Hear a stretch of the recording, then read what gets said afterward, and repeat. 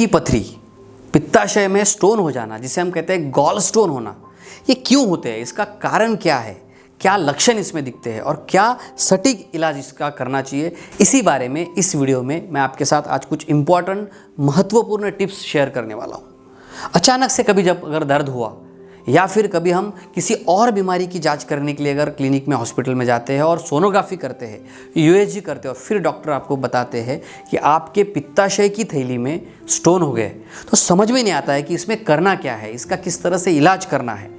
दो प्रकार के लोगों को ये समझ में आ सकता है। पहले तो आपको ही पेट में दर्द हो गया, आप गए, आपने इन्वेस्टिगेट किया, चेकअप करवाया, समझ में आया कि गॉल स्टोन आपको है। या फिर किसी और कारण से आप हॉस्पिटल गए, आपने सोनोग्राफी करवाई और फिर आपको एक्सीडेंटली दिख गया कि आपको गॉल स्टोन है, और ऐसे में क्या करना चाहिए। तो यही सभी सवालों के लिए ये वीडियो बहुत इंपॉर्टेंट है, इसे अंत तक ज़रूर देखिए। डॉक्टर टोंग से होम्योपैथी ये चैनल सब्सक्राइब करें, बेल आइकॉन पर क्लिक करें तथा लाइक और शेयर करें। बीमारी से मुक्त स्वस्थ जीवन जिए।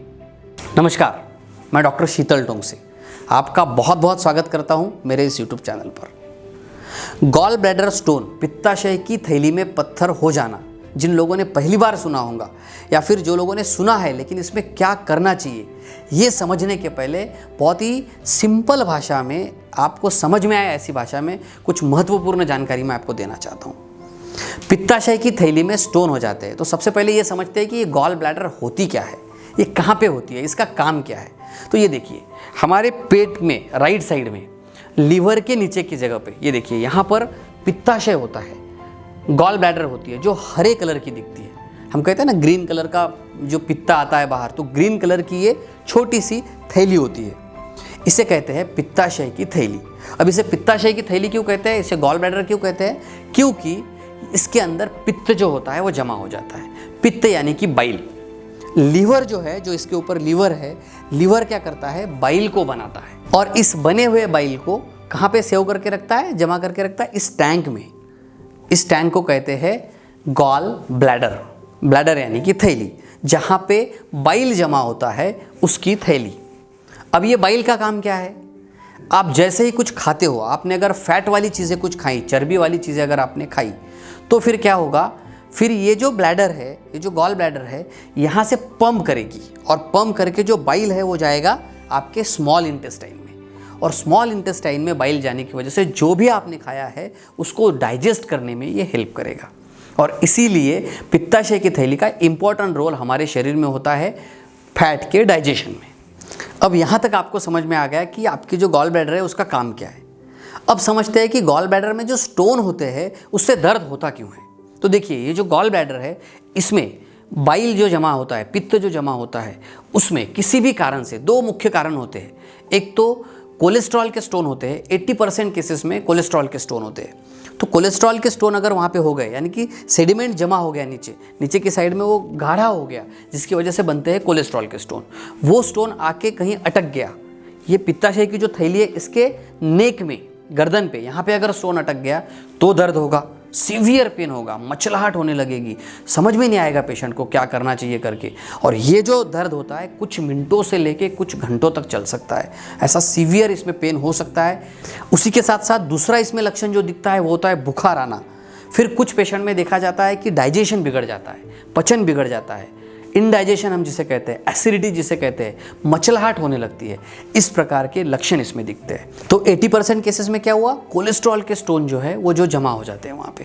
जनरली देखा जाता है कि ये स्टोन जो है येलोइश कलर के दिखते हैं। फिर दूसरा जो है बाइल पिगमेंट जो वहाँ पे होता है, बाइल स्टोन जो बनते हैं वहाँ पे, वो अप्रोक्सीमेटली 20% केसेस में होते हैं। अब बाइल स्टोन क्यों बनते हैं, अगर किसी कारणवश आपके आरबीसीज जो है, रेड ब्लड सेल्स जो है, वो टूटने लगे किसी कारणवश, वो ब्रेकडाउन उनका अगर हो गया, तो फिर दूसरे प्रकार का स्टोन बनता है जिसे बाइल स्टोन कहते हैं, जो जनरली ब्राउन या ब्लैक कलर का होता है। तो ये तो हो गए कारण और ये हो गए लक्षण। अब इसमें इंपॉर्टेंट समझने वाली बात यह है कि ये हुए क्यों वहाँ पे कोलेस्ट्रॉल के स्टोन जमा हो गए, ये समझना बहुत ज़रूरी है। इसके कारणों को समझना ज़रूरी है, क्योंकि अगर कारणों को समझेंगे तो आप खुद होके इसको ट्रीट भी कर सकेंगे। आजकल देखा जाता है बहुत सारे लोग वेट कम करने के पीछे बहुत पड़े हैं और बहुत ज़्यादा फास्टिंग करने लगते हैं, 2-2 3-3 दिन तक खाना नहीं खाते। अब सोचिए, अगर आपने 2 से 3 दिन तक खाना नहीं खाया या फिर आपने फैट्स जो है सडनली कम कर दिए, जैसे मैंने पहले बताया, ये पित्ताशय की थैली है। पित्ताशय के थैली के अंदर जो बाइल जमा हो गया, उसका काम क्या है? फैट को डिजोल्व करना। अब आपने फैट खाया ही नहीं, तो यहीं पे ये बाइल पड़ा रहेगा और कॉन्सेंट्रेट हो जाएगा, उसमें का जो पानी है वो कम हो जाएगा और फिर स्टोन बनने लगेंगे। तो यहाँ पे मैं इसलिए सजेस्ट करता हूँ, काफ़ी पेशेंट्स को मैं बताता हूँ कि आपको अगर वेट कम करना है तो सडनली खाना बंद मत कीजिए।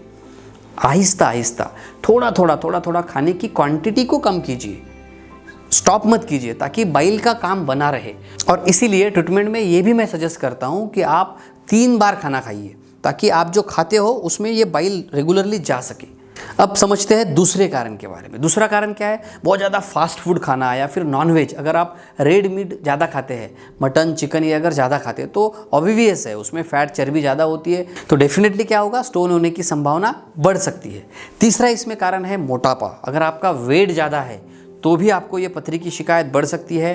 डायबिटीज़ एक चौथा इसमें कारण होता है, या फिर जैसे मैंने शुरुआत में ही बताया था, 5वां इसका कारण जो है, किसी भी कारणवश आरबीसी जो है उसका ब्रेकडाउन हो जाना। कुछ बीमारियां हैं जैसे सिकल सेल एनीमिया है या फिर थैलेसीमिया है, ऐसी बीमारियों में आरबीसी डिस्ट्रक्शन होता है, रेड ब्लड सेल्स जो है वो टूटने लगती है, जिसकी वजह से क्या होगा? आपके जो दूसरे प्रकार के स्टोन है वो बढ़ने की संभावना होती है।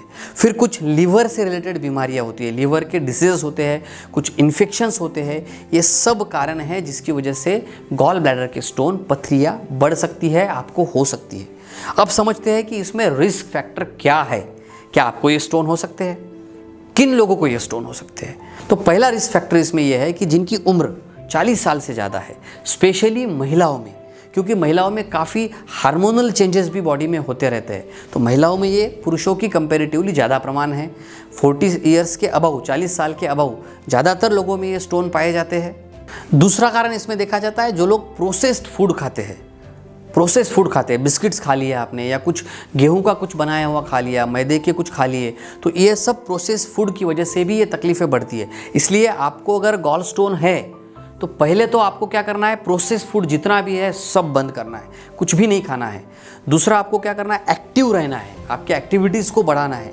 इससे रिलेटेड एक अलग से मेरा वीडियो है, वो आप ज़रूर देखिए कि क्या खान पान रखना चाहिए, खुद को कैसे रखना चाहिए, क्या क्या प्रिकॉशंस आपने लेना चाहिए, क्या खाना चाहिए और क्या बिल्कुल नहीं खाना चाहिए। इससे रिलेटेड ये वीडियो आप ज़रूर देखिए, इसमें भी आपको काफ़ी अच्छी इन्फॉर्मेशन मिलेगी। तीसरी इंपॉर्टेंट चीज़, सडन वेट लॉस के पीछे नहीं भागना है। 1 महीने में 5 किलो कम, 1 महीने में 6 किलो कम, नहीं भैया, ऐसे बिल्कुल नहीं करना है। ये बहुत डेंजरस है, इससे आपके गॉल स्टोन बढ़ सकते हैं, आपको गॉल स्टोन हो सकते हैं। अगर आपका कोई फ्रेंड भी ऐसा कर रहा है तो मैं आपको यहाँ पे रिकमेंड करूँगा कि उसको आप सजेस्ट कीजिए, उसको बोलिए कि भैया ऐसा मत कर। और एक चीज़ आपको यहाँ पे करनी है, एक्सरसाइज शुरू कीजिए, एक्टिव रहिए, और सबसे ज़रूरी और इम्पॉर्टेंट चीज़, फैट्स, चर्बी वाली चीज़ें कम कीजिए और फाइबर्स वाला डाइट आप बढ़ाइए। फाइबर्स ज़्यादा से ज़्यादा खाइए। ये अगर आप खाएंगे तो डेफिनेटली पित्ताशय के जो स्टोन हैं वो ठीक हो सकते हैं। यहाँ पर मैं आपको होम्योपैथिक मेडिसिन लेने की सलाह ज़रूर दूंगा, क्योंकि होम्योपैथी में काफ़ी अच्छी मेडिसिन है जो ये स्टोन के प्रॉब्लम से आपको ठीक कर सकती है। काफ़ी अच्छी अच्छी दवाइयाँ हैं, चेलिटोनियम है, लाइकोपोडियम है, चाइना है, बर्बेरीज है, नक्सोमिका है। लेकिन खुद के दिल से कोई भी दवाई नहीं लेनी है, कोई भी दवाई नहीं लेनी। अच्छे किसी आपके आसपास अगर कोई डॉक्टर होंगे उनको दिखाइए, या फिर आप मुझसे भी कंसल्टिंग ले सकते हैं। तो आप अच्छे से अच्छे डॉक्टर को दिखा के होम्योपैथी की दवाई चालू करिए। मोस्ट ऑफ द केसेस में अगर तकलीफ नहीं है, जिसे हम कहते हैं असिम्टोमेटिक अगर है, तो दवाई लेने की भी ज़रूरत नहीं पड़ती है। लेकिन अगर आप बाकी के कुछ प्रॉब्लम्स है उसमें अगर आप दवाइयाँ लेते हैं तो डेफिनेटली ये प्रॉब्लम ठीक हो सकती है, बिना ऑपरेशन के भी आप दुरुस्त हो सकते हैं। तो खुश रहिए, हंसते रहिए, मुस्कुराते रहिए। और अगर आपको ये वीडियो पसंद आया है तो आपके दोस्तों तक, आपके फैमिली मेम्बर्स तक ज़रूर पहुंचाइए, और मेरे इस डॉक्टर टोंगसे होम्योपैथी चैनल को सब्सक्राइब कीजिए, बेल आइकॉन ज़रूर दबाइए। धन्यवाद।